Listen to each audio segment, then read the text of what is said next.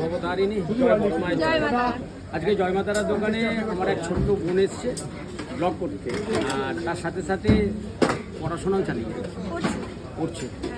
এই পড়াশোনার সাথে সাথে নিজের হাত খরচা আর পরিবারের খরচা আর বই খরচা সেই করার জন্য কিন্তু আজকে সোশ্যাল মিডিয়াতে নেমেছে। এখন আমার এইগুলো বলা তো দরকার নেই, কিন্তু না বলে থাকতে পারবে না।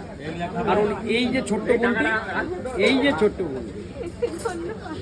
এই ছোট্ট বোনটি পড়াশোনা করে, আর পড়াশোনার বাবা মাকে বেশি চাপ না দিয়ে পুরো রাস্তাতে নেমেছে ব্লগ করতে এবং খাবারের। আর এই ব্লগিং থেকেই যতটুকু তার রোজগার হবে, তার পরিবারকে কিছুটা এবং তার বই খরচা, তার হাত খরচা। তো যাই হোক, ও আমার বোন এসছে, আমি যতটুকু পারবো চেষ্টা করবো তাকে হেল্প করার। আমি প্রথম আগে বলি, এটা খিচুড়িটা দেখাবো।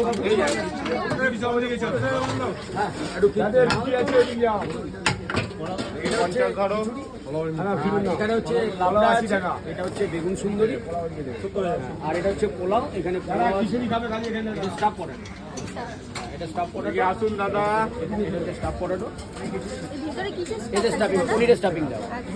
আর এটা হচ্ছে ফুলকপি গন্ধরাজ, এটা হচ্ছে ফুলকপি গন্ধরাজ। এখানে পনির বাটার মশলা, ধনেপাতার চাটনি, সারা বছর মশলা কুলচা 15,000 টাকা করে। 15,000 টাকা। এটা হচ্ছে আলু 65, এটা হচ্ছে আলু 65 এটা। এখানে হচ্ছে চানা পনির, এটা চানা পনির। এটা হচ্ছে মটর পনির, এটা মটর পনির। আর এটা হচ্ছে পালক পনির। আর মাসিমা একটু দেখিয়ে দেবেন নবরত্ন পনির। এটা হচ্ছে নবরত্ন। আর এটা হচ্ছে ডালমা, ওটা ডালমা। দোকানে আসলে কি আমাকে 1000 টাকা নিয়ে আসতে হবে? 1000 টাকা নিয়ে আসতে হবে না, তবে 1000-এর কথা হয় এখানে। 42 টাকা থেকে শুরু, আর সেটাই ওই 42,000। মানে 42 টাকার খাবারটা 42,000 টাকার অ্যাম্বিয়েন্সটা নেওয়া যেত। মানে ব্যাপারটা এরকম।